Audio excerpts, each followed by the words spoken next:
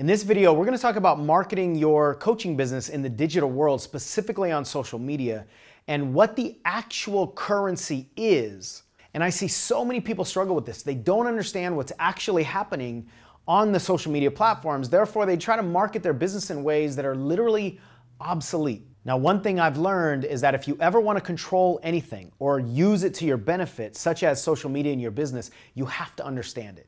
You got to understand the fundamentals of it. You have to understand what fuels it. And you have to understand the biggest mistakes that people are making. Otherwise, you're just going to keep swimming upstream. Now, this video is actually a portion taken out of one of our paid programs called the Foundations of Marketing for Coaches. It was a $2,500 ticket.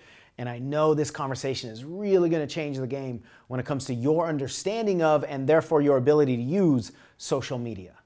One of the scary things is that if somebody, like the person I was talking to, she said, there are a lot of people out there that still believe the world is flat.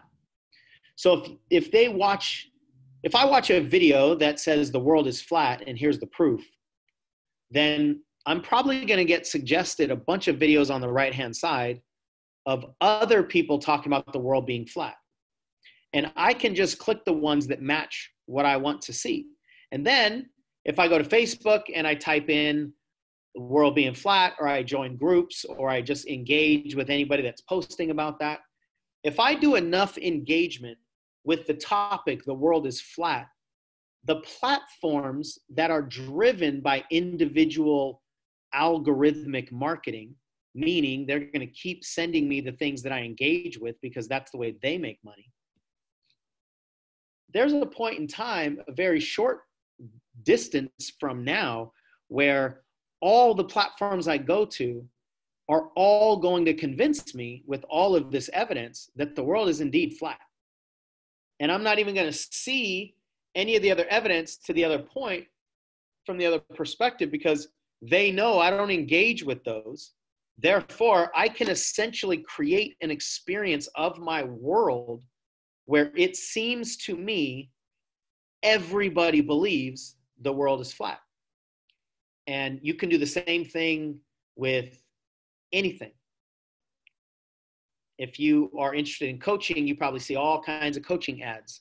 And if you click on certain kinds of ads, you'll keep seeing those same kinds of ads.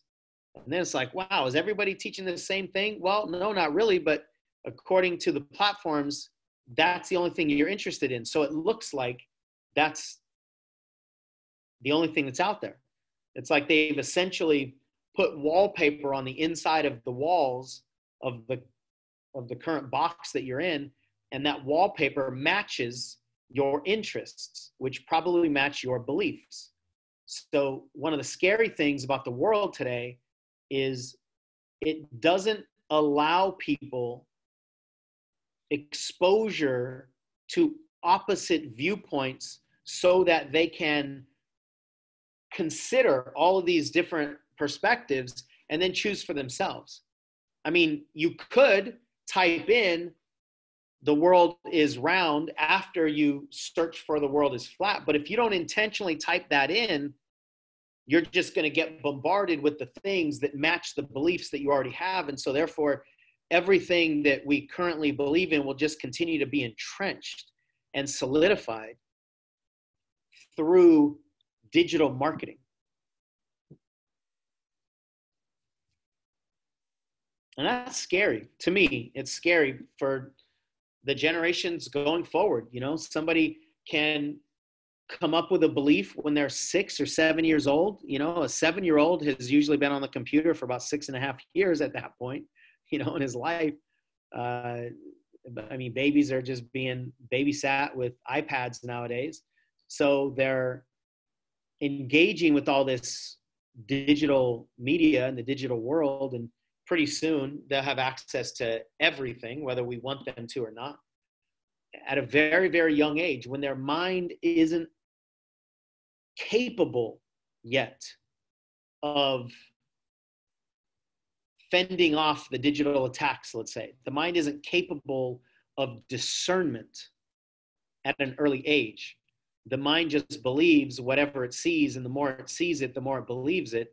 So one of the concerns I have for our younger generations is people that get beliefs entrenched at a very early age, and then they have that experience like forever, especially online, and it doesn't give them the opposite or the ability to meet people that don't share the same viewpoint, or topics that might give them a bigger sense of what's available in the world, because they're just seeing through the lenses that the media is feeding them. And what we have to understand is there's no reason for the media to stop, because that's how they make their money.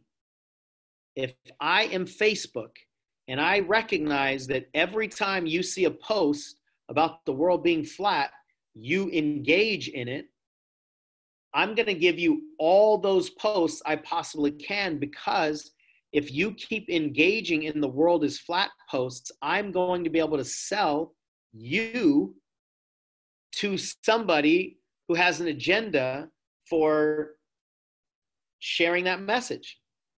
So there's no reason for me to start sending you different messages, because I make money on your engagement. I make money on you continuing your patterns.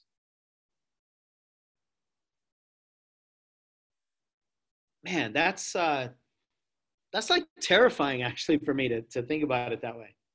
What is happening in the world with our media? And the other thing inside this conversation is everybody can be a media channel if they want to now, which means everybody can share anything they want without having to fact check anything. And that's also dangerous.